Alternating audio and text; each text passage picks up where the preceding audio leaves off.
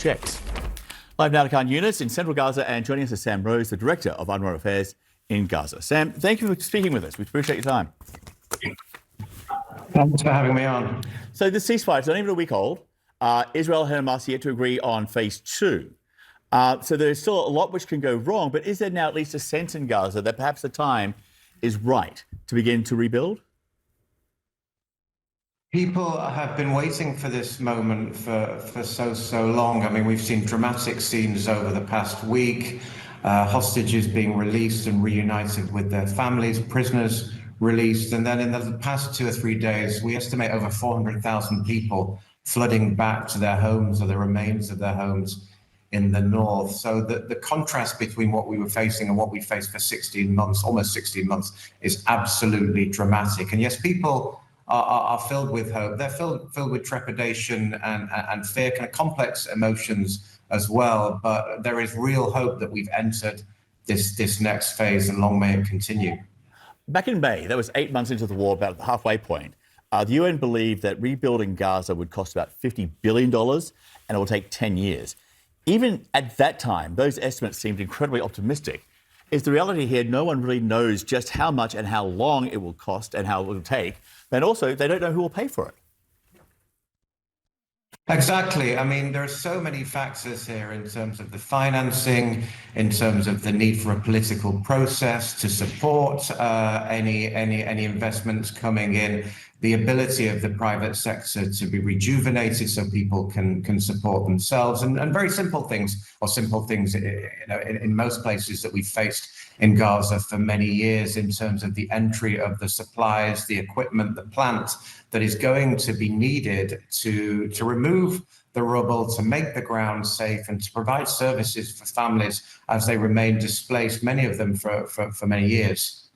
You know, there are so many challenges in Gaza right now. They seem to be endless. And you can add to those challenges now this potential ban on UNRWA, which goes into effect Thursday. It's the biggest aid agency in the territory. And Palestinians say that Israel has long wanted to put this ban in place. Listen to this. The Israeli government, from long time ago, it's not from the time of October 7, they are trying to destroy a key component of the rights of the Palestinian people, which is the right of the refugees to return to their homes and to have compensation. Yeah, there is a long-running dispute between UNRWA and Israel and what UNRWA does in Gaza. But what will be the impact at this point in time if the agency is not there to begin rebuilding?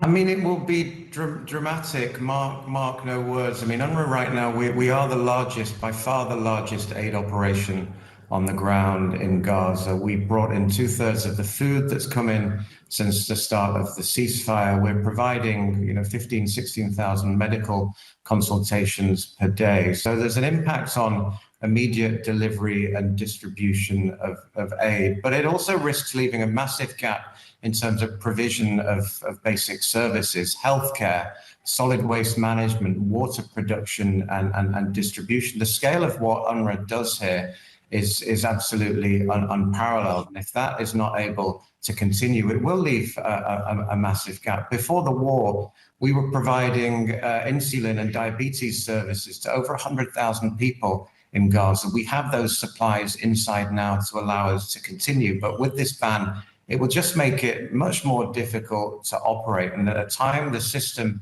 and the international community needs to be scaling up in support of the ceasefire, we are degrading the largest single actor that's been providing these services for the past decades.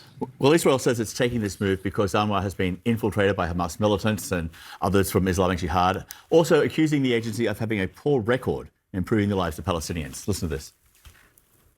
When you look at the mandate of UNRWA, basically they were supposed to deal with education and healthcare. Unfortunately, look what they have done in Gaza in so many years. Tens of billions of dollars were spent in Gaza, and they don't have proper school system, they don't have proper health system. So what they did with all those billions of dollars? Has there been a time when those allegations are actually valid, and have those allegations or problems, whatever you want to call them, been addressed? I mean, look, in relation to our health and education services, what UNRWA has achieved with the investments of the international community is perhaps the greatest success of the UN in the Middle East. And that is attested to in educational outcomes, in health outcomes. We had gender parity in our schools in the 1960s in Gaza, long before this was even being approached anywhere else in the region. Those staff, those teachers, those doctors that are products of UNRWA systems then went abroad to the Gulf and other places and helped build their public state systems. So in terms of the services that we provided, literacy levels, education levels, the facts do not support what I just heard. Sam, thank you for taking the time to speak with us. Wish you all the very best of luck. A lot of work to do ahead, eh? Thank you. Thanks.